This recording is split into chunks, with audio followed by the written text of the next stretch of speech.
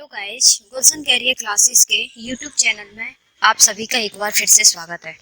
आज हम 2019 जुलाई का पार्ट 3 पर्यावरण का पेपर सॉल्व करेंगे। इसका पहला क्वेश्चन है कि निम्नलिखित में से क्या पेट्रोलियम से प्राप्त नहीं होता है। यानी 4 ऑप्शन दिए गए हैं आपके कि इसमें से ऐसा कौन सा है जो पेट्रोलियम से प्राप्त नहीं होता है। तो फर्स्ट ऑप्शन है डीजल, सेकंड है मोम, थर्ड है ग्रीस और फोर्थ है कोयला।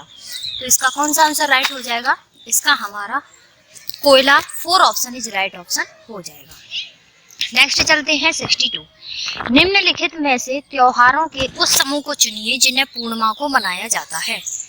तो फर्स्ट है दिवाली, गुरु नानक जन्म दिवस, रक्षाबंधन। सेकंड है होली, महाशिवरात्रि, बुद्ध जयंती। और थर्ड है होली, रक्षाबंधन, गुरु नानक जन्म दिवस। फोर्थ है दिवाली, महाशिवरात्रि, गुरु नानक जन्म दिवस। तो इसका कौन सा आंसर राइट हो जाएगा? 62 का 3 ऑप्शन इज राइट ऑप्शन हो जाएगा। जो होली, रक्षाबंधन, गुरु नानक दिवस होता है वह पूर्णिमा के दिन बनाया जाता है। नेक्स्ट है 63। निम्नलिखित राज्यों के समूहों में से किस एक समूह के समुद्र तट अरब सागर पर स्थित है? अरब सागर पर जो स्थित होते हैं आंध्र प्रदेश, तेलंगाना, उड़ीसा, ये नहीं होता है। केरल, कर्नाटक, पश्चिम बंगाल, ये भी नहीं होता है। तमिलनाडु, आंध्र प्रदेश, कर्नाटक, ये भी नहीं होता है। तो हमारा कौन सा होगा? First option is right option हो जाएगा, कर्नाटक, केरल और गुजरात। नेक्स्ट चलते हैं हम 64 पर। हमारे देश के मानचित्र में झारखंड कहाँ स्थित होता है? जो हमारा भारत का मानचित्र दिया गया है, जो मैप दिया गया है, उसमें झारखंड कहाँ पर स्थित है? उत्तर प्रदेश के पश्चिम में है, पश्चिम बंगाल के पूर्व में है, उड़ीसा के उत्तर में है और छत्तीसगढ़ के दक्षिण पूर्व में है। तो इसका कौन सा आंसर राइट हो जाएगा? जो हमारा मानचित्र में झारखंड होता है वो उड़ीसा के उत्तर क्षेत्र में उपस्थित होता है। Third option is right option हो जाएगा। 65 है। आप एक्स पर स्थित और आपका विद्यालय वाई पर स्थित। आपके घर से आपके विद्यालय तक जाने के लिए कोई सीधी सड़क नहीं आता है। आप पहले ए पर जाते हैं जो एक्स के ठीक ऊपर 30 मीटर दूरी पर है। फिर आप बी पर जाते हैं जो एक ठीक पश्चिम में 40 मीटर दूरी पर है। फिर आप सी पर जाते हैं जो बी के ठीक उत्तर में 30 मीटर की दूरी पर। और अंत में आप वाई पर अपने विद्यालय पहुंचते हैं जो कि सी के ठीक पश्चिम में 40 मीटर की दूरी पर है। तो विद्यालय के सापेक्ष आपके घर की सही दिशा कौन सी होगी? तो 65 है। 65 का कौन सा आंसर राइट हो जाएगा? यानी हम देख लेते हैं, जैसे कि ये हमारी कोई दिशा दी गई है। मान लेते हैं कि ये क्या हो गया हमारा, ये पूरब मान लो, ये पश्चिम हो गया, ये उत्तर हो गया और ये दक्षिण हो गया। ठीक है, ईस्ट, वेस्ट, नॉर्थ और साउथ। अब उसने क्या कहा है कि बी पर जाते हैं ठीक पश्चिम में 40 मीटर की दूरी पर। 40 मीटर की दूरी पर ये चल रहा है। फिर आप सी पर जाते हैं, यानी ये सी पर चलते हैं। सी पर जाने के लिए सी पर जाते हैं तो बी के ठीक उत्तर में 30 मीटर की दूरी पर, जो उत्तर दिया गया है उसकी 30 मीटर की दूरी पर। ठीक है, और अंत में आप वाई पर जाते हैं, यानी वाई पर जाते हैं तो पहुंचते हैं, वाई पर पहुंच जाते हैं और सी के ठीक पश्चिम में 40 किलोमीटर की दूरी पर, यानी सी के ठीक पश्चिम में 40 किलोमीटर की दूरी पर जाते हैं। तो अब घर की दिशा की सही दिशा क्या होगी? तो ये क्या है हमारा पूर्व, ये क्या है दक्षिण। तो ये किस दिशा में आ गया? दक्षिण और पूर्व दिशा में हो गया। तो कौन सा आंसर राइट हो जाएगा? 4 ऑप्शन इज राइट ऑप्शन हो जाएगा। नेक्स्ट है 66। कोई लड़का मड़गांव से 30 जून 2019 को किसी रेलगाड़ी में सवार हुआ। यह रेलगाड़ी 9:45 बजे मड़गांव से चली तथा अगले दिन 7:15 बजे नागरकोइल पहुंची। यदि इस समय अंतराल में रेलगाड़ी द्वारा तय की गई दूरी 1140 किलोमीटर है तो रेलगाड़ी की औसत चाल कितनी होगी? यानी 30 जून 2019 को चली थी और वो पहुंची कब थी? दूसरे दिन पहुंची थी। यानी 30 जून 2019 को कितने बजे गई थी? 9:45 पर। और दूसरे दिन कितने पर पहुंची थी? वो 7:15 पर पहुंच गई थी। यानी 9 से 9 तक कितना हो गया उसे? 12 हो गए, 12 घंटे हो गए। अब उसके बाद में वो चला था 11:45, यानी 10 पर चला था 10:45, 11:45, 12:45, 1 और 2:45, 3:45, 4:45, 5:45, 6:45 और ये कितना हो गया? 7:45 पे पहुंचा नहीं था तो 6 तो उसके पूरे हो गए। यानी 12 से 13, 14, 15, 16, 17, 18, 19, 20, 21, ये 21 घंटे तो उसके पूरी तरीके से मतलब कंप्लीट हो गए हैं कि 21 घंटे। अब उसका कितना बचा था कि उसे जाने के लिए कितने पर पहुंच गया था? 7:15 पर। तो 7:15 पर पहुंचने के लिए उसके कुल टोटल की दूरी उसकी कितनी थी? उसे निकालने के लिए हम क्या करेंगे कि जो हमारा 45 मिनट का माना था हमने 45 मिनट को, उसको हम सॉल्व करेंगे। तो ये कितने पर पहुंच गया था, 21 घंटे उसके कंप्लीट हो चुके हैं। कितने पर, 6:45 पर। ठीक है, 6:45 से 7 कितने में कितने हो गए, 15 मिनट एक्स्ट्रा हो गए, और 15 मिनट इसमें एक्स्ट्रा, यानी टोटल कितने हो गए, 15, यानी 30 मिनट एक्स्ट्रा हो गए। तो 21.5 यानी 21 घंटे 30 मिनट का उसे क्या लगा था, टाइम लगा था। रेलगाड़ी द्वारा समय कितना लगा था, 21 घंटे 30 मिनट का टाइम लगा था। और दूरी कितनी दी गई है, 1140 किलोमीटर। तो चाल बराबर क्या होता है, दूरी बटे समय। तो 1140 में हम 21 30 का क्या दे देंगे, डिवाइड दे देंगे। तो 21 से कितनी बार जाएगा, 53 किलोमीटर प्रति घंटा की रफ्तार से वह उसकी शहर में जाएगा। तो हम क्या देंगे, यानी 21 30 हो गए। 21 30 का मतलब क्या हो गया, 21.5। तो 21.5 हो गया। तो हम क्या करेंगे, समय चाल बराबर क्या होता है, दूरी बटे समय। दूरी बटे समय। तो दूरी कितनी दी गई है, 1140 बटे समय कितना दिया गया है, 21 30, यानी 21.5 हो गया। इसे लिख लेंगे 21.5। तो इसको ऊपर 2 जीरो बढ़ा लेंगे, पॉइंट से पॉइंट कैंसिल ही हो गया, जीरो से जीरो कैंसिल हो गया। अब इसे 5 से काटेंगे, 5 दूनी 10, 5 चौक 20 और 5 तिया 15। 4 से इसमें कितनी बार जाएगा, 4 दूनी, हाँ इसे डिवाइड देंगे, इसमें कितनी बार जाएगा, इसका मल्टीप्लाई करेंगे, 0 2 चौक 8, 2 एकम 2, 2 एकम 2, और इसमें देंगे 4 से 3 बार, यानी कितनी बार, 4 पन्ना 20, 4 पन्ना 20, तो 5 तिया 15, और 5 चौक 20 और 1 21, यानी 228 में से 30 की तो कितने बचे, 8 में से 5 की तो 3 0, और 4 दूनी 8, 4 तिया 12, 3 यानी 3 त्रिक 9, और 3 चौक 12, कितना आ गया 13, यानी इसका पूरा कितना आ गया, 53 किलोमीटर प्रति घंटा की रफ्तार से वह चलेगा। यानी second option is right option हो जाएगा। ठीक है, नेक्स्ट चलते हैं हम 67 पर। हमारे देश के एक जंगल में उस जंगल के लोगों को खेती के लिए जमीन ग्राम सभा द्वारा एक विशेष मात्रक में, जिसे टिन कहते हैं, आवंटित की जाती है। तो टिन क्या है, वह भूमि जिसकी विमाएं 100 मीटर इंटू 100 मीटर है, वह भूमि जिस पर कोई किसान एक टिन बीज बोता है, वह भूमि जिससे कोई किसान एक टिन बीज उत्पन्न करता है। यह भूमि का मात्रक है जिसकी अभिकल्पना विशेष रूप से जंगलों के किसानों के लिए की गई है। तो यह कौन सा आंसर राइट हो जाएगा, 67 का कौन सा आंसर राइट हो जाएगा, second option is right option हो जाएगा, क्योंकि वह भूमि जिस पर कोई किसान एक टिन का बीज बोता है। तो कौन सा हो जाएगा, second option is right option हो जाएगा। 68 पर चलते हैं। नीचे दिए गए शहरों में से किस एक में रेत के पहाड़, जिन्हें रेत के टीले कहा जाता है, वो कहाँ पाए जाते हैं, जो रेत के टीले होते हैं वो हमारे आबू धाबी में पाए जाते हैं, यानी second option is right option हो जाएगा। हम सभी पुराने कुओं को देखते हैं जो अब सूख गए हैं। हमारे बड़े यह कहते हैं कि अब से लगभग 25 से 30 साल पहले इन कुओं में काफी पानी था, परंतु अब ये पूरी तरह सूख गए हैं। निम्नलिखित में से कुओं के सूखने के संभावित सही कारणों को चुनिए। फर्स्ट है, जिन झीलों में वर्षा का पानी इकट्ठा होता था अब वहां नहीं है, अब वहां नहीं है। सेकंड ऑप्शन है, पेड़ों, कुओं और आसपास के क्षेत्रों की जमीन अब कोलतार सीमेंट से ढक गई है। कुओं का कोई उपयोग नहीं करता है क्योंकि हर घर में टोंटियां लगी हैं। भूमिगत पानी को खींचने के लिए कई विद्युत मोटर चलित पंप लगाए गए हैं। तो कौन सा आंसर राइट हो जाएगा, देखो जिन झीलों में वर्षा का पानी इकट्ठा होता है अब वहां नहीं है, ये हमारा राइट आंसर हो जाएगा, वो अब नहीं है। पेड़ों को आसपास के क्षेत्रों की जमीन अब कोलता सीमेंट से ढक गई है, ये हमारा राइट हो जाएगा। कुओं का पानी नहीं कहता क्योंकि इसमें टोंटियां लगी हुई हैं, ये रॉन्ग है। भूमिगत पानी को खींचने के लिए कई विद्युत मोटरों का प्रयोग किया जाता है, ये भी ऑप्शन राइट है। तो कौन सा हो जाएगा, ए बी डी हमारा ऑप्शन राइट हो जाएगा। देख लेते हैं कौन सा आंसर है, 4 ऑप्शन इज राइट ऑप्शन हो जाएगा। 70 पे चलते हैं। पर्यावरण अध्ययन में संकल्पनाओं और मुद्दों को विज्ञान और सामाजिक विज्ञान विषय के रूप में नहीं रखा गया है। नहीं रखा गया, क्यों नहीं रखा गया है, तो कौन सा आंसर राइट हो जाएगा, 70 का। CBSE के द्वारा पर्यावरण अध्ययन के पाठ को सही क्रम से निर्धारित किया जाता है, यानी निर्धारित किया जाता है पाठ्यक्रम को, तो ये नहीं होगा। इस आयु वर्ग के बच्चे अपने परिवेश को समग्र रूप से देखते हैं, ये सही है, लेकिन और नेक्स्ट देख लेते हैं। यह शिक्षण अधिगम की एक अच्छी युक्ति है, नहीं, ये पाठ्यक्रम के भार को कम करने के लिए किया जाएगा। कौन सा आंसर राइट हो जाएगा, second option is right option हो जाएगा। नेक्स्ट चलते हैं 71। निम्नलिखित में से कक्षा 1 और 2 के लिए पर्यावरण अध्ययन विषय के संदर्भ में सच है। फर्स्ट है, पर्यावरण अध्ययन से संबंधित मुद्दों और संबंधों का संपादन भाषा के द्वारा होता है। सेकंड है, पर्यावरण अध्ययन से संबंधित मुद्दों और संबंधों का संपादन भाषा और गणित के माध्यम से होता है, यानी जो अध्ययन होता है वो भाषा के द्वारा भी और गणित के माध्यम, दोनों के माध्यम से होता है। ये आंसर राइट होगा।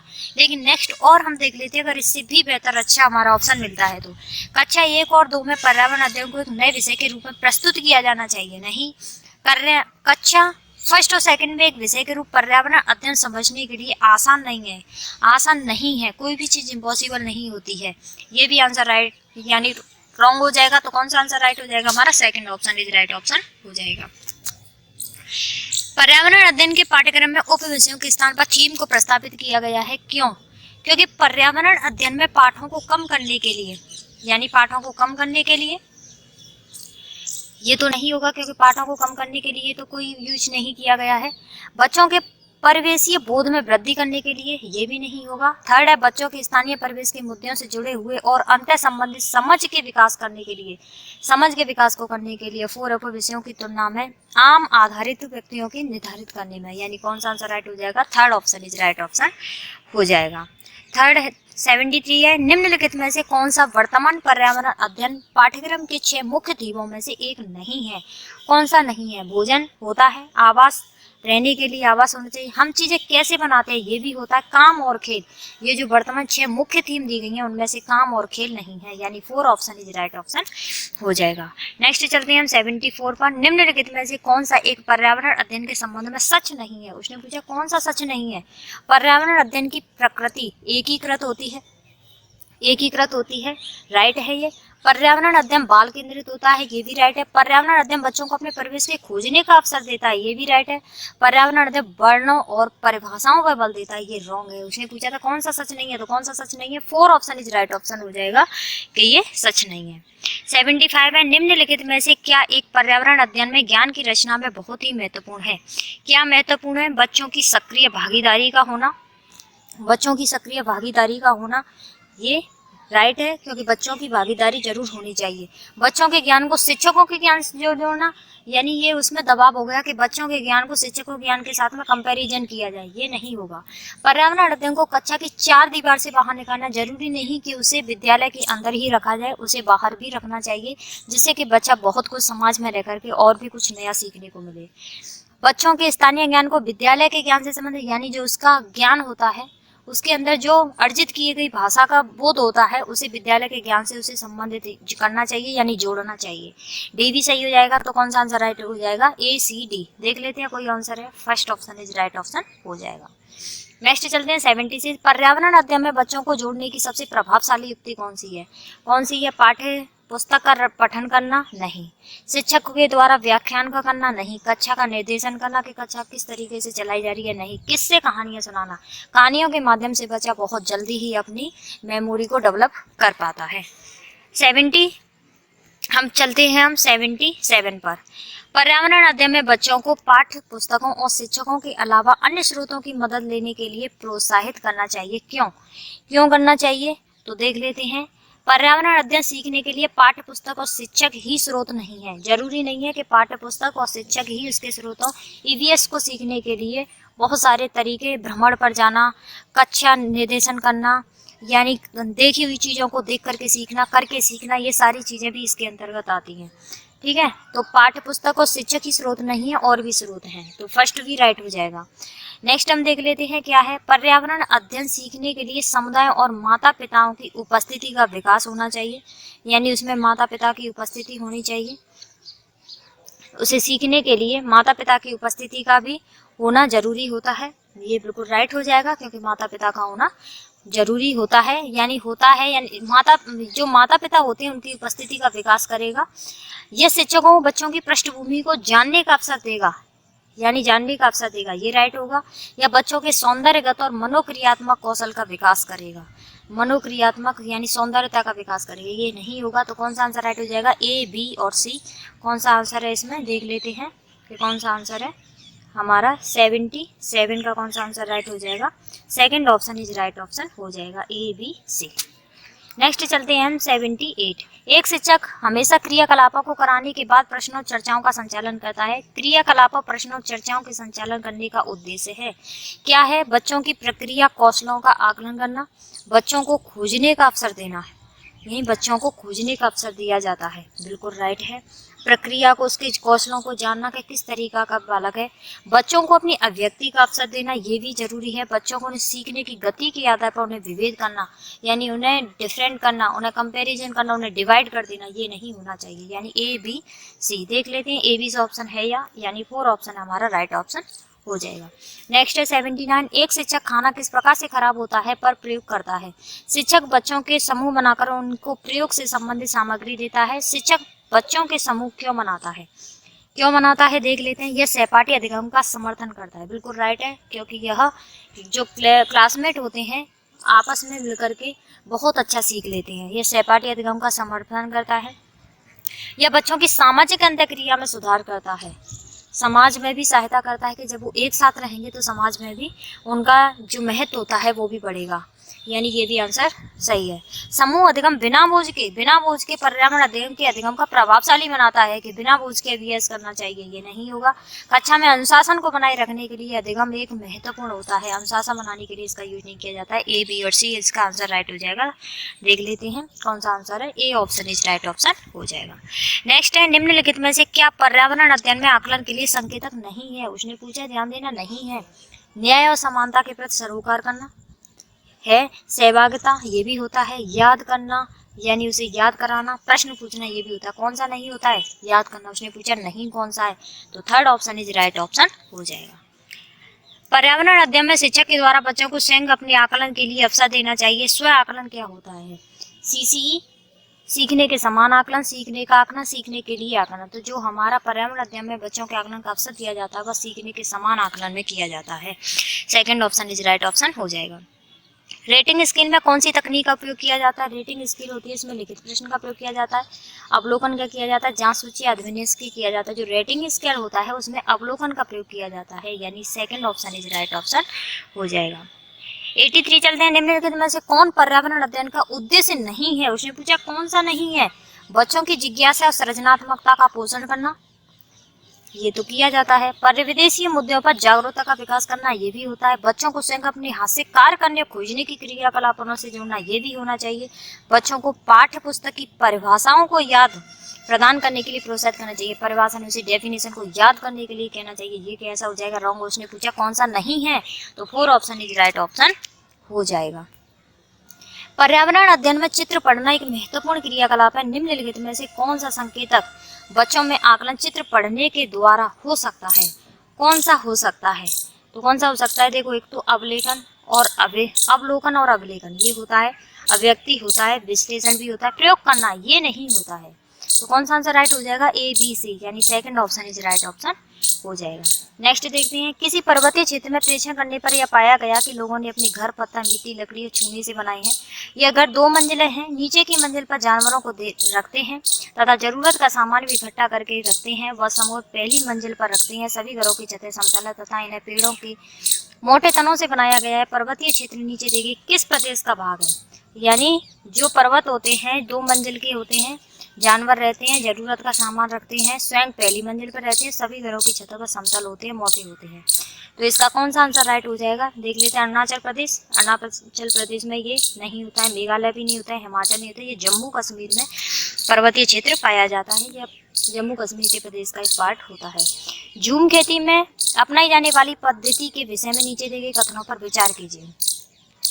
कौन सा आंसर राइट हो जाएगा, एक फसल प्राप्त करने के बाद जमीन को कुछ सालों तक ऐसे छोड़ देना चाहिए। हाँ बिल्कुल, एक फसल को काटने के बाद में कुछ सालों तक इसे छोड़ देना चाहिए, क्योंकि अगर उसके अलावा अगर लगातार उसमें फसल पर अगर हम फसल को उगाते हैं तो उसकी जो उपजाऊ जो उसकी मिट्टी होती है वो बंजर हो जाती है और फसल अच्छे से नहीं आ पाती है।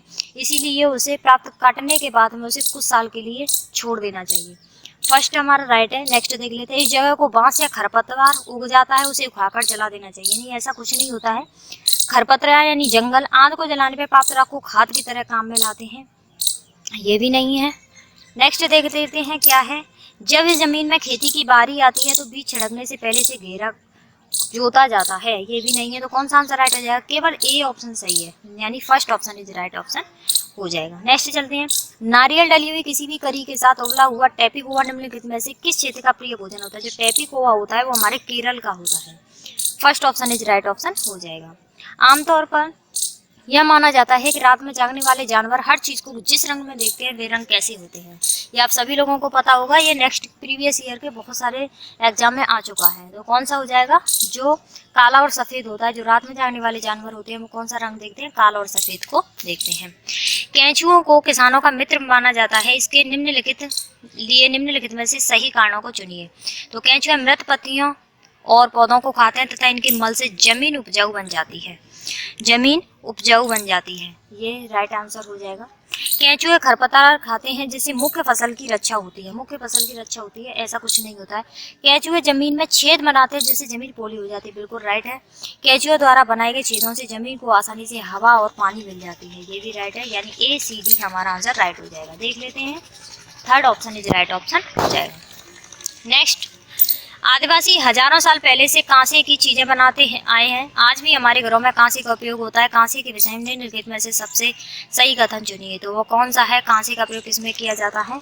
90 का कौन सा आंसर राइट हो गया। एल्यूमिनियम और तांबे की भांति तत्व होता है, नहीं होता है। पीतल और तांबे का प्रयोग मिश्रण होता है। तांबे जस्ता तथा एल्यूमिनियम का मिश्रण होता है, या तांबे टिन का मिश्रण होता है। जो एल्यूमिनियम होता है, जो कांसे का जो चीजें बनाई जाती हैं वो किसका होता है, तांबे और टिन का।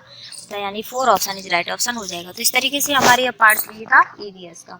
नेक्स्ट वीडियो हम पढ़ते हैं हिंदी, हमारा पार्ट 4 आता है हिंदी फर्स्ट। अगर आप लोगों को हमारा चैनल पसंद आ रहा है तो इसे लाइक कीजिए, शेयर कीजिए और सब्सक्राइब करना बिल्कुल